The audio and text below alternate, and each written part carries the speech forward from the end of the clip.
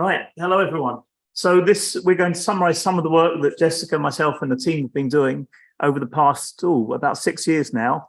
It's quite a wide project. We've been looking at trauma, PTSD from a number of different angles, but here we're going to focus one very specific angle, which we think is quite innovative, hasn't been done before, certainly not in policing, and that's to look at whether, instead of taking the focus away from trauma and treatment, to look at the general working conditions in policing and see whether they contribute to, whether they've got a part to play in understanding why PTSD is so prevalent in policing and what the solutions are, how we can reduce that prevalence.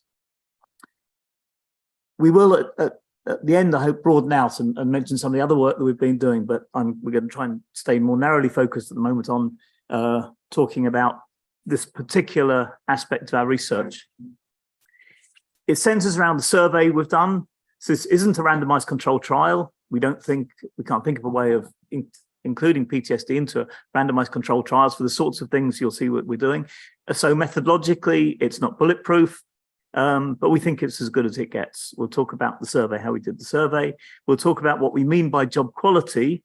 And this draws from models that I use when I look at job quality across all occupations and across the whole of the EU. We also, in that survey, measured PTSD and complex PTSD, and we'll look at the rates we've got, and then we'll look at the extent to which there might be a link between those two. The survey we did, and this was always going to be the central part of the research project, we just think there were so many things about the day-to-day policing that we don't understand and we can't benchmark against other occupations. It's a big drive in the EU. You've heard the phrase very often that in the EU you want more and better jobs, more jobs very clearly about reducing unemployment and bringing more people into the workplace. But better jobs is something the EU have been moving towards for 20 years now. And we'll show you, what that is and how we can think of policing in terms of the quality of people's working lives. So the survey, this was done pre-COVID, thankfully. It was done over several months. It was web-based, so we were using an internet-based survey. Previously, for this sort of work I've been doing, we do door-to-door surveys that are hugely expensive. They're taking millions of euros when we do those sorts of surveys. This was a way of mimicking that, getting some of the same data, but we did have to reduce the size of the survey considerably. And we took a lot of care to make sure that we got a representative selection of police officers, police staff and so on included in that survey.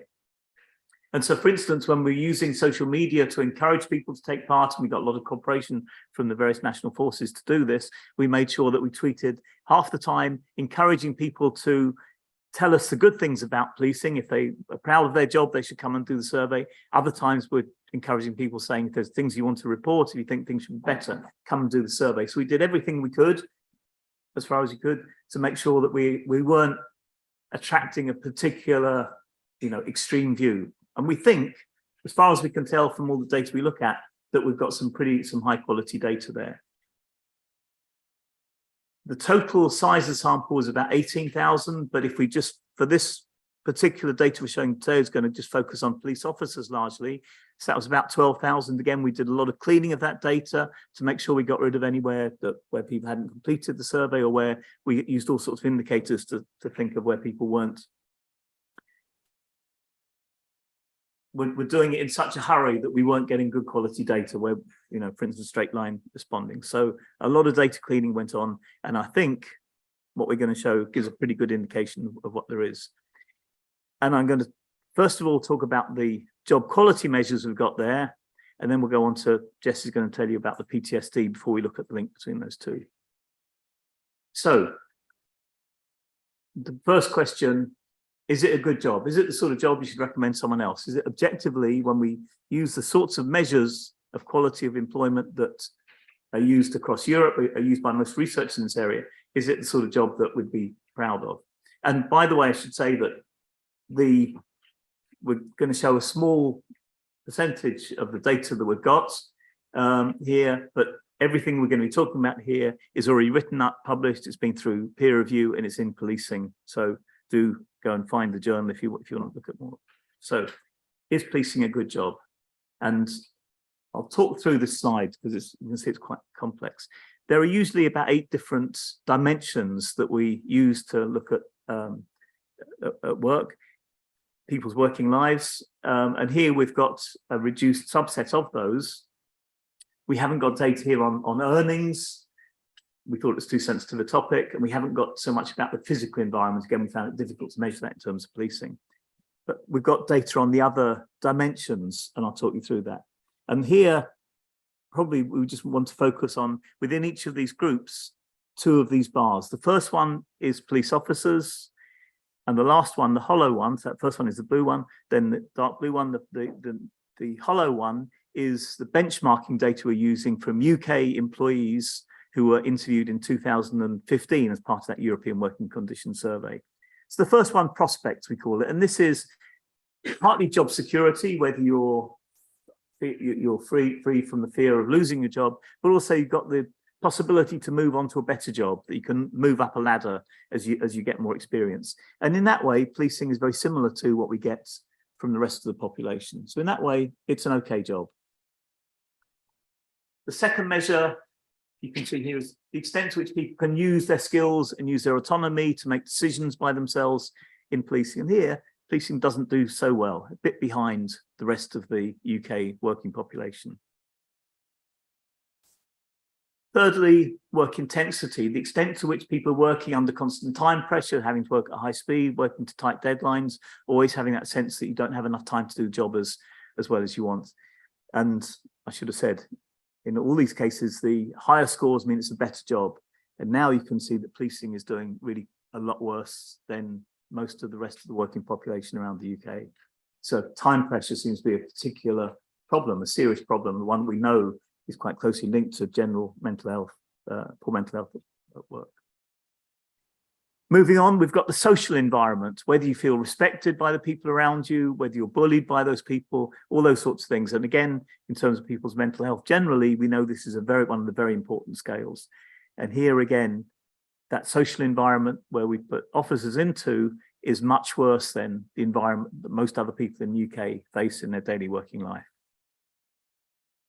Working time, and this is not only freedom from working long hours, but freedom from unsocial hours, but also having some control yourself. If you need to take time off because you've got, say, a personal problem, having that control over your own hours. Again, policing, maybe because of the very nature of the job, and maybe for some of these things, there's not much we can do about that.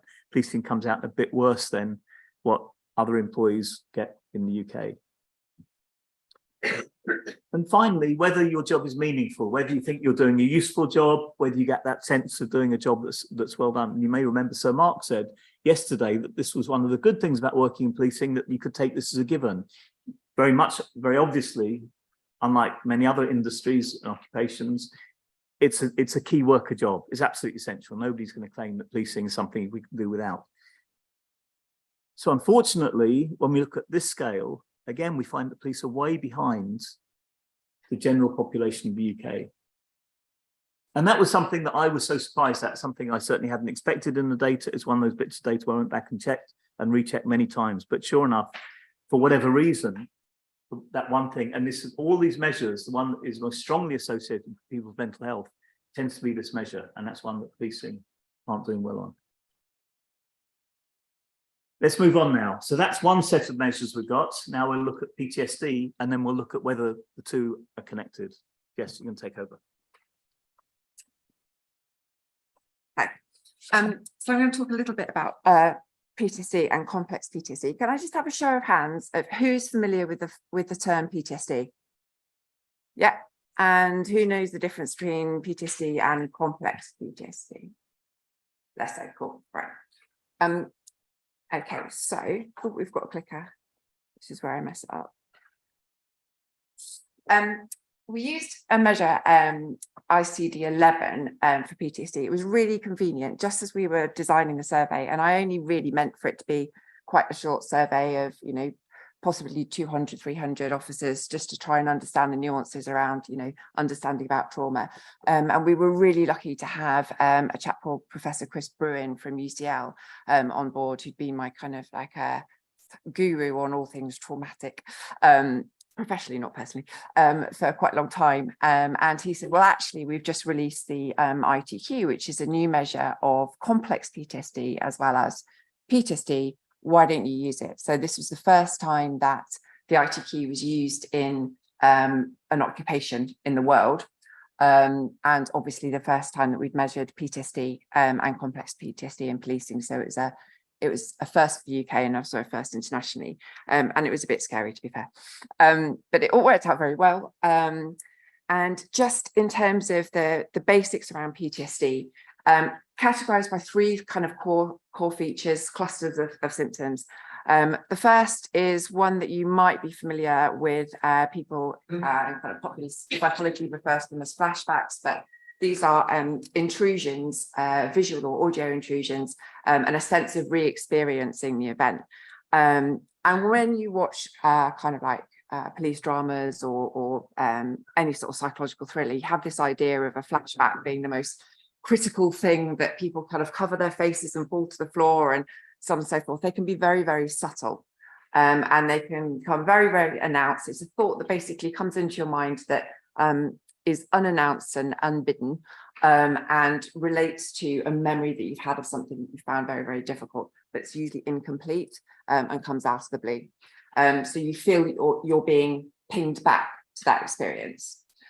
This is a bit of a random one, seeing as Jason was talking about films earlier on. Does anyone know the singer Nick Cave? Yeah. So One More Time with Feeling, a film that he produced a while ago, he spoke about the death of his son, which was real tragic death. He's now lost another son since. But it fascinated me because he referred to time being elastic. In that grieving process, he would find himself literally pinged back to that crushing sense of loss and that moment when he discovered that his son had died. And so much so that he actually gave us permission to use it in the book, because it actually really, really describes how the brain experiences trauma. So yeah, there's a sense of re-experiencing and avoidance. So avoiding reminders of an incident that we found difficult, avoiding people, places, jobs, that conjure up that sense of having been there and it wasn't quite right. And then this sense of arousal and reactivity. Now that can be a good thing in policing. A sense of hypervigilance, hyperarousal, is required in order to have a good sense of threat perception. That's good, but when it's what we call environmentally inappropriate, or it's just out of kilter with what you're doing in the immediate environment, then that's where the disorder can kick in, and it is very, very uncomfortable, and obviously, especially not great if you're carrying a firearm. So those are the core features of PTSD. We did find that around about a third of even our healthy participants had some experience of avoidance and hypervigilance and intrusive memories as well. So those are people without PTSD, but had these traits coming through, which was alarming in itself. We'll talk about that in a bit. Complex PTSD, so DSM sort of kind of definition, hopefully in the future, would include things like problems in affect regulation. So basically that's, are you able to calm down and reset yourself once you've got upset about something? Negative beliefs about oneself, and that's typically around a sense of failure, pointlessness in what you're doing, that what your contribution isn't that worthwhile, that you don't really have any input to give anymore. And then difficulties in sustaining relationships, so breakdown in personal relationships, an inability to maintain positive contact and rapport with people. Now, sometimes if you think again back to the media representation of a burnt out cop, you see these things written down here as like, yeah, okay, so they can't calm down once they've lost it. They have a very kind of bitter sense of their job and the pointlessness and futility of it all, and usually have a dysfunctional marriage in their pocket. But actually what we're looking at isn't a kind of classic stereotypical inevitability of the job. This is actually, we're looking at complex PTSD right in front of us, and it's not something that we should be accepting. As much as it might sell dramas, it's not a condition that we should accept as being inevitable on the job. Am I doing this bit too? Okay, so we'll talk a little bit about the prevalence, and we'll talk about the uncomfortable truth. Being brutally honest, I did not expect these figures to be what they were. And I remember the moment when Magdalena and I went through in the sociology department, sitting in a tiny room, looking at the stats, and we literally were just silent, and we're not very silent very often, and we just going over and over and over and over again, because we didn't really believe what we were seeing. So basically, as you can see from this, we're talking 20%, we're talking 1 in 5 officers had clinical levels of a form of post-traumatic stress disorder. That means for every desk, every room, 1 in 5 officers inside that room have clinical levels of disorder. And as you can see by the previous slide, the experience, if you can imagine it, the experience of post-traumatic stress disorder is not pleasant. It's really, really not pleasant. And there are neurological implications of it as well, other than well-being, around performance and ability to keep yourself safe. This is not a pretty picture. We knew that 90% of officers and staff reported that they were trauma exposed. So that's the norm. Trauma exposure is the norm in the job. You can't take that out of policing, and we're not expecting that to be an option. We can't do anything about that. But the fact that 12.5% were reporting complex PTSD was a real worry. And another way that I describe complex PTSD, the difference between that and regular PTSD, is it's the kind of darker side of the experiences, where your whole sense of who you are and what you're doing starts to erode, and you really can't see the wood for the trees anymore, and it is so subtle that it creeps up on you, and that's what we're concerned about. It's also pragmatically very expensive to treat, and not easy to diagnose. So yeah, this was not a pretty picture, but thankfully, thanks to Brendan's amazing analysis, we have identified things that we can do about it. Okay, that was going to get off with that. Okay, so why might they be connected? If I'm again being brutally honest, and I probably haven't said this out loud in front of Brendan before, I thought looking at job quality and PTSD was a no-go. I just thought, yeah, okay, working conditions, yeah, all right. I understood things from certain perspectives when it came to the European Working Conditions Survey, and I thought, yeah, meaningful work and things, yeah, I suppose there might be some sort of connection, but at the end of the day, it's just about trauma, and it's about an individual's brain. I'm a neuropsychologist, that's where I've kind of affiliated myself, and I thought, yeah, okay, well, crack on with it, but I can't really expect much to be there. And then we talked a little bit more about it, and I thought, well, hang on a second, there is a chance that working conditions actually could affect how someone develops PTSD in policing, and whether they're resilient to it and so forth. And we did think that, firstly, good working conditions could facilitate resilience, therefore reducing susceptibility to those adverse reactions. So people who are kind of reminded that they've got through a good job, that they have applied the right processes and handled it in a responsible way emotionally and psychologically. If we have a working culture that kind of promotes all of that and that fosters that resilient attitude, then maybe people are less affected. Good working conditions might facilitate the appropriate processing of traumatic events, and therefore reduce the chance of them leading to complex PTSD. Fundamental difference between PTSD and complex PTSD is, with PTSD, you tend to have a single event that is unprocessed, that you need to work through and get it processed. Whereas with complex PTSD, it's almost like people call it the drip, drip, drip effect of small incidents or several incidents of similar natures building up over time. And what we really need to do, and if we've got time at the end, I will come back to talk a little bit about the work that we're doing in this, and it does feature in the case review as well, is like give people the time and the structure to be able to make sense of a very, very difficult job before moving on to the next. If a workforce has that capacity to take a breather and allow their brain to adjust to what they've just experienced, could that actually help processing of incidents? And finally, could working conditions facilitate a faster recovery from PTSD, leading to lower prevalence of PTSD, but also complex PTSD? So what are the structures around taking time off when needed, access to treatments and therapies, help seeking behaviour, what's there that could help prevent PTSD. The other alternative is that there's actually a reverse causation, and that having complex PTSD or PTSD actually causes actual or perceived worse job quality. So basically, is it the fact that you're in the state of post-traumatic stress that you see your job as the way that you see it? And as much as I would love to unpack that on a kind of neuropsychological basis, I can't, and I keep on trying to, and I can't get in between that.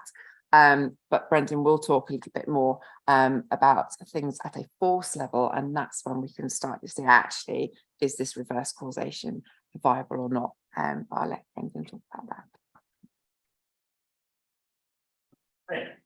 Right, so thanks, Kirsty. So going back now to putting these two together, is there a correlation? And that's what we're looking for, is correlations here. It's not like I say, it's not a randomized control trial between the quality of people's, each individual's job, and the prevalence of PTSD in those individuals. And yes, we do see a correlation. Now, remember that figure on a couple of slides ago of 12.5%. So that's the baseline across the whole force, is very high. We think very high rate, and just, consider that for a moment. But you've got a workforce where 20% of them have got this really quite severe disabling mental illness. And I think often when you look at when things aren't going well with policing, and then you factor that in, I think as an explanation for why sometimes things don't go as well as we'd like them to go. But it varies a lot. So one of the things that we're interested in is the hours of work that people had. One of the questions we asked them is, how good is the fit between their work and the rest of their life? And now, when we got people on the extreme end of that, we say there's a very poor fit, and that wasn't unusual in policing for people to say there's a poor fit between work and life. Now, the rate of complex PTSD jumps up from 12% to 24%. Notice I'm only going to talk about the rates of complex PTSD. We cut this data set in all the different ways we could. We looked at whether it's better to analyze just complex PTSD or the two of them together. We got similar results, whichever way did it. So today in this talk, we're just going to look at that rate of complex PTSD. But what we're saying here goes for the regular PTSD, that 20% as well. But on the positive side, when people report that they're able to determine their own hours, the rate of complex PTSD goes down to 8.6%. And when we ask them whether it's easy to take time off for personal reasons, the people who say it is very easy, we've halved the rate of complex PTSD. So you can see here that immediately we're getting these very strong relationships between the two. The general working conditions aren't incidental to or background to complex PTSD.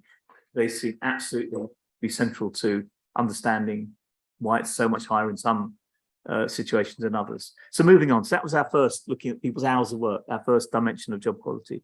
Moving on to the physical environment, we didn't have many measures here. We did ask people whether their job involved them or how often they were coming into contact with infectious materials.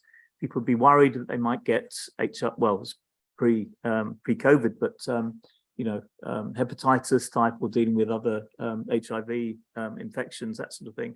Again, we're getting about double the levels of complex PTSD among people having to handle infectious materials. And then again, maybe there's something about insidious. You never know. It's that sort of thing that you can't see that can really get under your skin. Turning to the social environment, and certainly some of this again is handling angry members of the public. We're getting doubling to 23% of CPTSD for those people who say this is something they're having to do a lot in their jobs. Exposure to sexual harassment, again, whether that's from their colleagues or from the general public.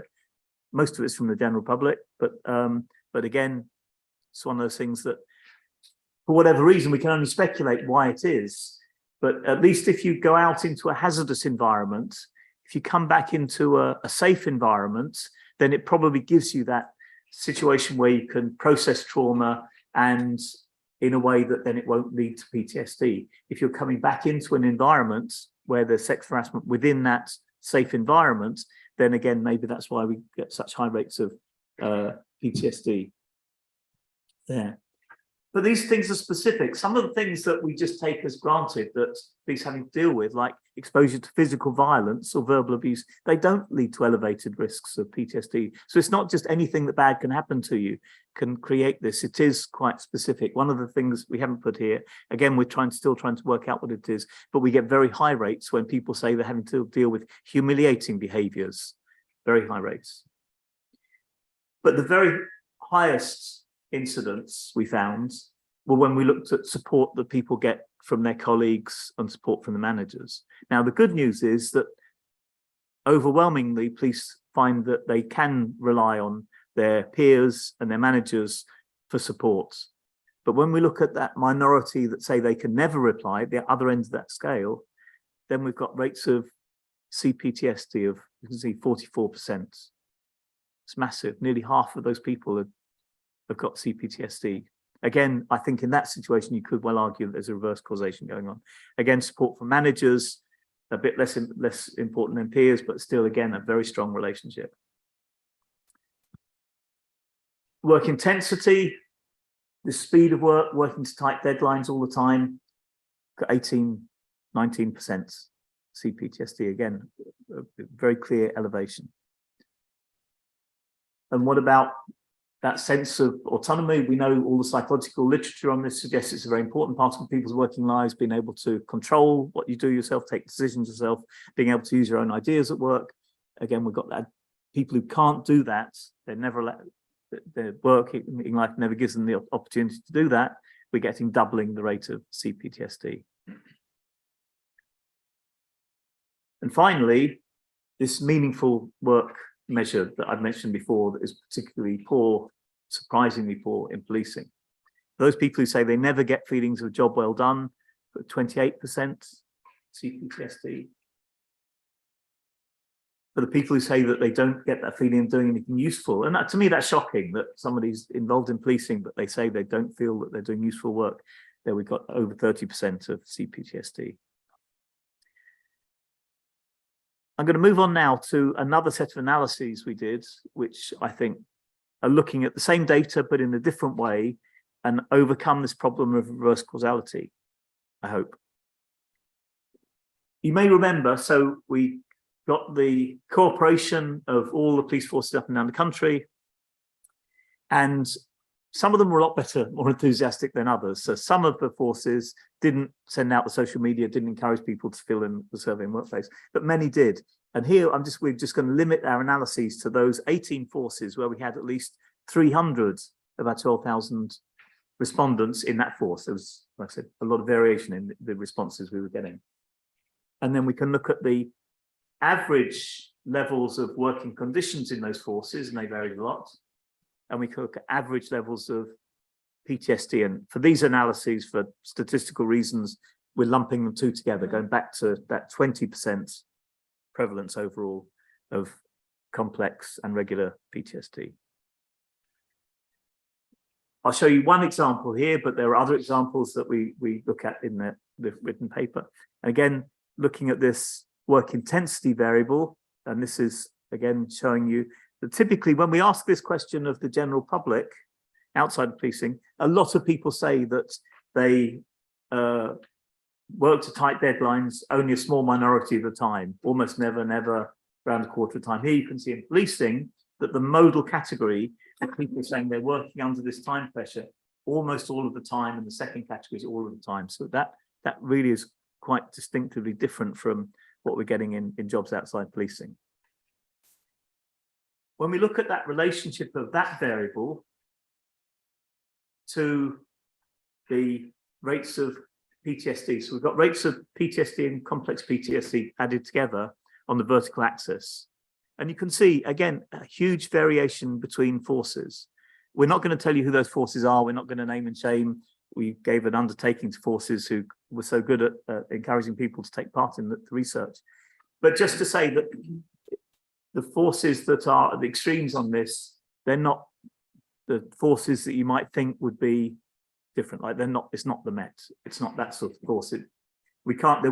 Don't have any obvious explanation for why some forces have got such different rates of PTSD or such different rates of work intensity. But you can see, again, looking at the rates of PTSD, some of them are below 15%, some of them are near 30%. So just between, as far as we can see, different forces doing similar sorts of jobs, we've got a doubling or halving between the forces of rates of PTSD. So something's going on there, something important, not at the individual level, but at the force level. And then if we look at that relationship to the work intensity, and you can see there's a regression line best fit, and that's a statistically significant correlation. So very clearly, the forces where we've got higher levels of work intensity, people having to work to tighter deadlines, they're the same forces where we've got these elevated risks of PTSD. Can also see from this that if we manage to find out what those forces have got lower rates of PTSD are doing, and if we manage to get the other forces to mimic that best practice, we'd immediately see a dramatic reduction in this really extreme form of human misery which is being inflicted upon police officers. And as Jess was saying, also a way in which we probably make them less able to do their job than we would expect. Jess is now going to take over again and tell us what all this means. Okay. I'll just tell you what all this means. There we go. So my kind of role over the last few years is trying to translate a bit of the neuroscience into everyday policing, which isn't easy, and then try and translate Brendan's genius into policing, which isn't easy either. So what I'm going to do is I'm just going to explain a little bit about why it was important to collect this data in the first place, and then taking each of those sort of almost predictors for PTSD, those working conditions that really have an impact, one at a time, and see what they look like in terms of operational policing, and is there something that actually we can do something about at a workforce level, and then looking at the 5 tiers of leadership that the college have recently been working towards, to see, can we start integrating in a sort of systemic way some of these changes around, positive changes around resilience and trauma management, rather than seeing it as a nice to have. And then ultimately, do we need to be escalating this higher so that responsibility for data collection doesn't come on some random nerd from Cambridge, that's me, not Brendan, who's well funded by a brilliant charity, Police Care UK, that actually forces are making this call themselves and actually finding out about their own workforce. Not that that was a whinge in any way. So we collecting this complex PTSD data. It was for the first time and still the only time. So this was collected in 2018, it's 2023. That's 5 years, let's count that up there. 5 years, no forces have committed to collecting that data again. I've been asked if we're going to do it again, and the answer is a flat no, because this is the responsibility of policing to take this forward. PTSD has been a diagnosable condition since the 1980s. Yeah, I'll leave it there. So the good thing is we've got this data set and we can work with it. And there is no other police data set that's linked to working conditions. And sadly, no PTSD is collected by forces. There was a really good airwave study. Has anyone heard of the airwave study? Yeah, so we've kind of collaborated. It was Sharon Steve Link, Simon Wesley, Nicola Fear, Neil Greenberg at King's Centre for Military Health. We collaborated a lot of stuff early on in my doctorate, and they have actually been looking at PTSD prevalence. We've shared our data set with them, so hopefully they're going to come up with some more information soon as well. But again, this isn't based in a force. No trauma exposure data is collected in force, and as I was trying to get across earlier on, not very articulate today, sorry, was that PTSD, the disorder element of PTSD, comes from not having made sense of these unusual experiences. If we make sense of those trauma exposures that 90% of everyone is affected by, then we can reduce PTSD, the disorder doesn't kick in. So actually, it's the trauma exposure that is far more important than to deal with and to get right than it is the disorder that comes as a result of not getting it right. And as I'll explain in a little bit, there's a lot of science out there already, not hardly any of it is mine. A lot of it has been coming from like 15, 20 years that shows that unprocessed trauma impedes performance, as well as behaviour, cognition and well-being. And just bear in mind that PTSD is affecting 1 in 5. So trying to translate this into sort of everyday policing. We've talked about trauma exposure being predictive of PTSD, that sense of being able to take time off work or 1 or 2 hours in a family crisis, a sense of being a person is affecting PTSD, that peer support is hugely important, leadership is important, and that the sense of meaningfulness of work is important. So we're going to take each of those at a time and try and put police head on. And I will, if we have time at the end, I know we're running a little bit short now, come back to some examples of trauma exposure management that we've been developing at Police Care UK and university for many years now. We're doing national rollouts and pilots, and there will be a forthcoming APP from the college that will direct forces to a police traumatic events checklist, PTEC, and TIPT, trauma impact prevention techniques. So there's a lot out there. And yeah, so I'll explain these as we go through them. Again, police identity, looking at peer support, and that sense of meaning. Just a heads up back on the neuroscience side of things. Trauma exposure isn't just about what we experience in a job. It's actually very much about how the brain works. This is a list of studies that I refer to time and time again, and I haven't actually updated them for about 3 or 4 years.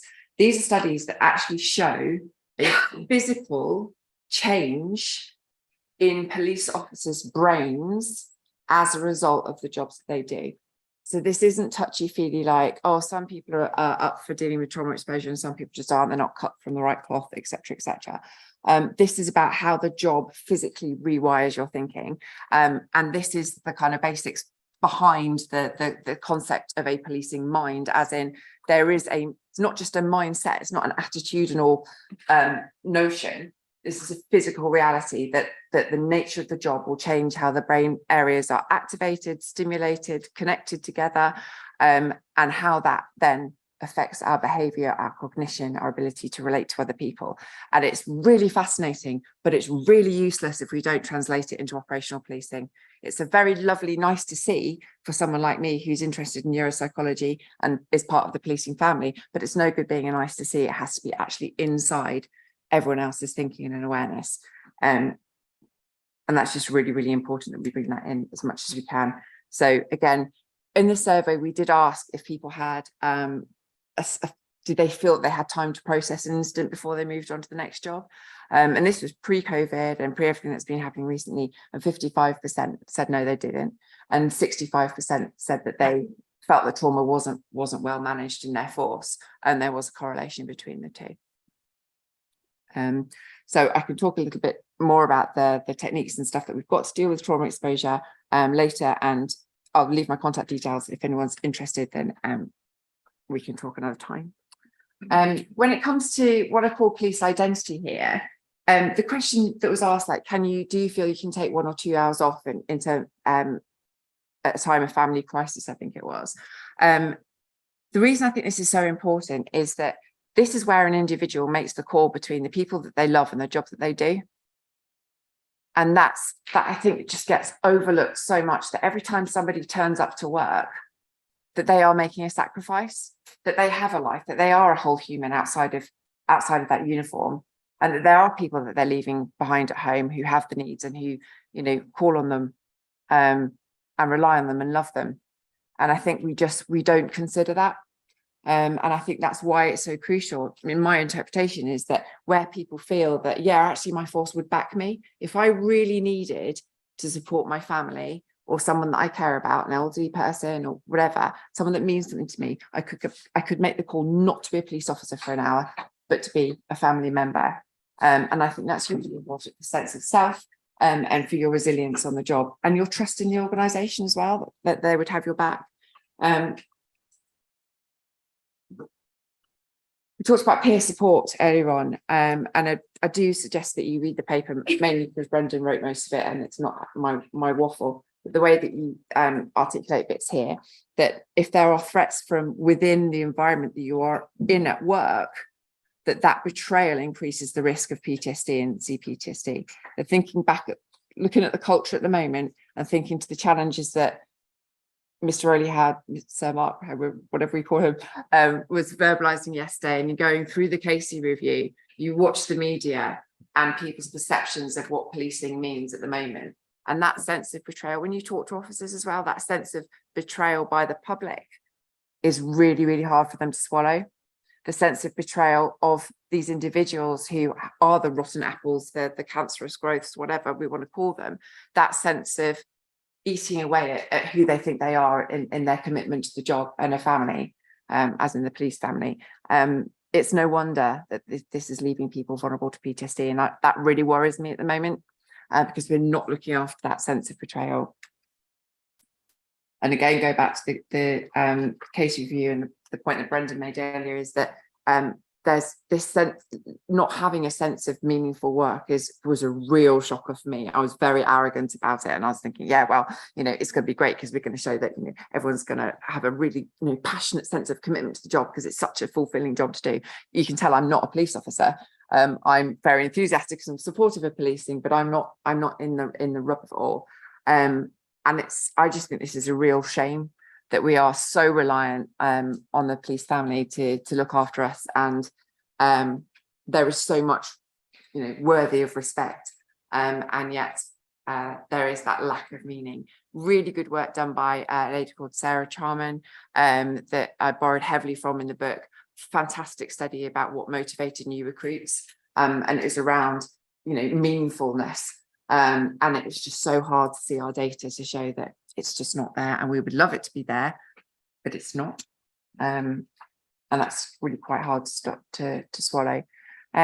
So just very briefly, what we'd really love to see is that trauma management is not a nice to have that's siloed off into wellbeing teams and OC health because there happens to be a decent OC health manager who's passionate about looking after their people, that we actually have that integrated. And when people start talking about systemic this and institutionalized that we actually have a bit of compassion and trauma management and reality in there as well, that becomes part of the kind of language of everyday policing, is that we put you out there in human suffering and we've got your back. Not denying that it's going to happen, but we will not let you suffer as a result. But for that to come about, there has to be that accountability at all different levels, and it has to feed up right to the top, right from the bottom, right up to the top. So we're doing a pilot about that with Lancashire. The chief at Lancashire is also the NPCC leader for wellbeing, which is handy. So we're hoping to progress that forward. And it may come to the point that we do need to escalate this up to the HMIC in the next couple of years and ask that this is actually trauma management is factored into the PEEL reports. I think what surprised me as well when we're going through those indicators around the fact that people are regularly exposed to human suffering, that being able to have to make the call between family and the job, being able to look sideways and have a bit of support from your peers and feeling that what you're doing is meaningful. Actually, that all really makes sense when you spend time with officers and you kind of acknowledge what they kind of go through and the things that motivate them. Those things that Brendan identified in the data, they're actually very tangible. When you actually talk about the policing experience and you spend time with people, they're very tangible things. But I wouldn't have pointed to them, I wouldn't have identified them if it hadn't been for that data. And it's just been such an eye-opener for us to see that the truth and reality in those numbers coming forward, and then seeing that play out in human experience and thinking, yeah, of course, that makes absolute sense. And it's been an absolute pleasure to be, as even though we've been drenched in trauma talking about it and it's all quite miserable in some ways, it's been an actual pleasure as a researcher to be able to see this is where that evidence and what Sir Mark was referring to yesterday about kind of focusing down and precision, identifying these uncomfortable truths that are there in the data and then trying to make sense of them it's been a real eye-opener. But it's also important to remember, as much as I love the neuropsychology side of things, and it's important to understand the individual, that this is all happening at a macro level too. And I'm just going to hand over to Brendan to finish with that. Right, one more minute and we're finished. We'll take some questions, I hope. As we've been saying, we don't have good data on this. I would love to have time series data to know whether PTSD is a new thing, whether it's got worse. I would think that a very reasonable conclusion to draw is that if, for instance, a Home Secretary at any point brought about a dramatic reduction in policing numbers, the way you still get the job done is by the people who are left in the force, that remaining 80% are going to have to work harder, they're going to have to work to tighter deadlines, and they're going to be much more exposed to PTSD and complex PTSD. So I think a lot of what we're seeing could well be to do with that austerity drive that we had in the past. I can't prove it, but, and of course, when there's cuts in police numbers, everyone's thinking, does crime go up? I'm thinking maybe crime doesn't go up, but the mental health of the officers goes down. And we need to remember that when there are future changes to funding in the police. On the positive side, though, as I say, if we find out what the best practice is, those police forces where they've managed to get the rates of PTSD below 15% for PTSD and complex PTSD together, if we replicate that under the forces, we will dramatically reduce the amount of misery that's out there among police officers and will dramatically increase, I think, their ability to do the job well. We've got some clues, we've clearly got some good clues in this data how things ought to change. Why some forces seem to be so much better at doing it than others at the moment, I don't know. It also, at the individual manager, I think hopefully the messages can be enacted at that more micro level as well. And if managers know what they need to do to create a healthier environment in the workplace where PTSD isn't so able to thrive, again, that can feed through into improvements for those officers that can be affected by this terrible affliction.